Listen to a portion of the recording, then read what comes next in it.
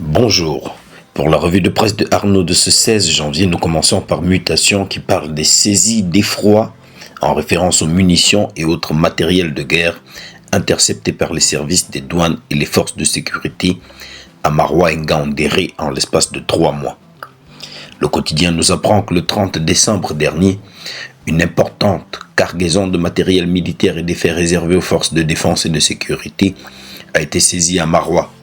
Il rappelle qu'en fin octobre 2024, 3144 munitions avaient déjà été interceptées au poste de contrôle de Tchabal, une cargaison qui se rendait à Yaoundé. Mutation s'inquiète de cette récurrence et s'interroge sur les destinataires de ces équipements et sur la manière dont ces équipements réussissent à atterrir sur le territoire national. Le journal propose une piste qui serait liée à la situation sécuritaire dans la région de l'extrême nord où sévit le groupe islamiste Boko Haram, des djihadistes présents aussi au Tchad et au Nigeria avec lesquels le Cameroun partage ses frontières.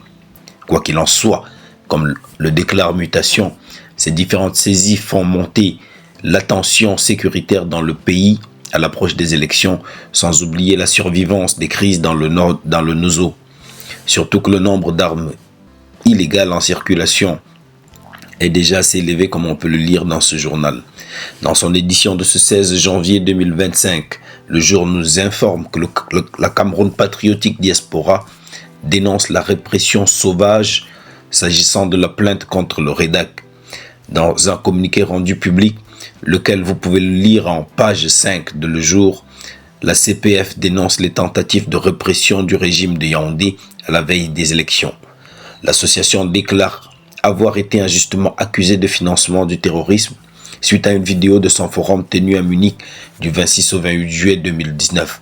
Pour la CPD, l'acharnement contre le REDAC ne vise ni plus ni moins que l'intimidation, la répression et la disqualification de ceux qui dénoncent ces dérives. L'association condamne avec la dernière énergie cette répression des organismes de défense des droits de l'homme. Pour sa grande une, le Messager perçoit une convergence entre les évêques et Tawamba. Comme les prélats, le président du GECAM a fait une lettre dans laquelle il exprime le malaise des membres du groupement patronal dont il est à la tête. En effet, Célestin Tawamba a adressé une correspondance au directeur général de Camerco sur les conséquences des annulations et retards de vol dans la compagnie aérienne camerounaise sur les activités des membres du GECAM. Dans ce courrier, comme nous le dit le Messager, s'il est resté courtois pour adresser ses vœux au DG de Camerco, il lui a aussi craché sa colère et son indignation. Le patron des patrons reproche au top management de la Camerco le délabrement progressif des services offerts. Il a relevé les dysfonctionnements qui coûtent du temps et de l'argent à de nombreuses entreprises.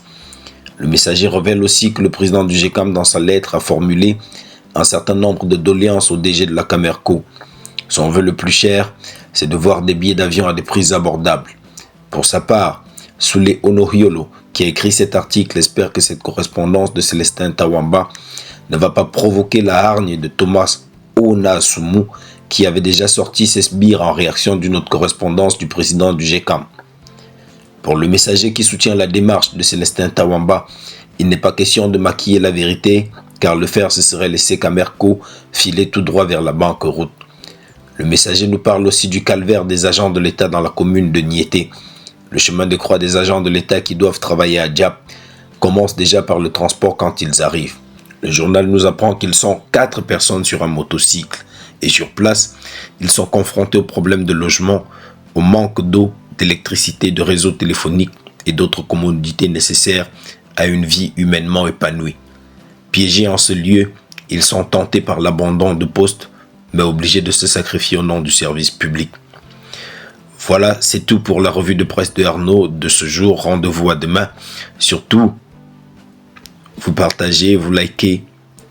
Rendez-vous sur www.ikiosque.cm pour accéder à toute la presse locale. À demain.